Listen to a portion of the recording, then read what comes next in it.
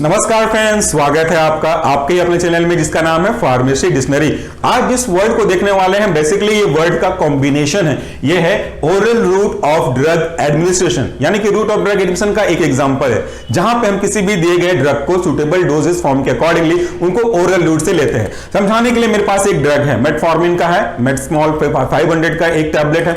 ये एक टैबलेट है यानी कि यूनिट डोजेस फॉर्म का एग्जांपल है। स्टेट के हिसाब से बात करेंगे तो ये एक सॉलिड डोजेस फॉर्म का एग्जांपल है। अब इस सॉलिड डोजेस फॉर्म को मैं कैसे लूं, इस ड्रग को मैं कैसे यूज करूं? क्या इसे मैं टॉपिकल पे रब कर दूं तो क्या ये एब्जॉर्ब हो जाएगा? क्या इसको टॉपिकल के ऊपर रख दूं तो ये एब्जॉर्ब हो जाएगा? क्या इसे इंजेक्शन में अपन इंजेक्ट कर सकते हैं? नहीं, इनमें से किसी भी रूट से हम इसको दे नहीं सकते। सिंपल सा एग्जांपल, अगर ये ओरल रूट का टैबलेट है तो इसे आप ओरल रूट से देंगे। अगर ये सपोजिटरी होता तो अपन बॉडी कैविटी के थ्रू दे सकते थे, बट फिलहाल ये ओरल रूट से दिया जाने वाला ड्रग है। इसका क्या मतलब हुआ? यहां भी तो ओरल आ ही गया, तो कैसे समझे?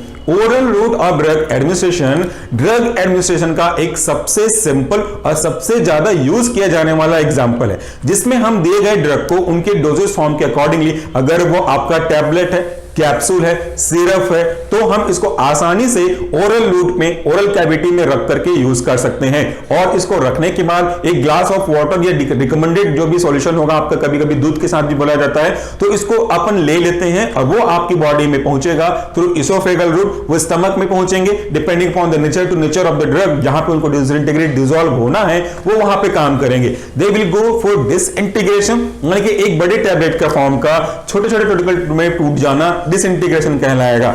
इस टूटे हुए फॉर्म का एक समय बाद पूरी तरह से गायब हो जाना, डिसॉल्व हो जाना, डिसअपियर हो जाना, घुल जाना डिसोल्यूशन कहलाएगा। इसके बाद वो आगे बढ़ेगा आपके जीआई ट्रैक्ट में, दैट इज स्मॉल इंटेस्टाइन में पहुंचेगा। और आपको मालूम है कि मैक्सिमम ओरल रूट से जो ड्रग देते हैं इसका जो एब्जॉर्प्शन है वो ज्यादातर परसेंटेज में आपके इसी स्मॉल इंटेस्टाइन से होता है। स्मॉल इंटेस्टाइन से मूव करता हुआ ये आपके ब्लड में पहुंचेगा और वो एक्शन देना स्टार्ट करेगा जिस एक्शन को लेने के लिए आपने इस टैबलेट को लिया था। तो यही तो है हमारा oral route of drug administration.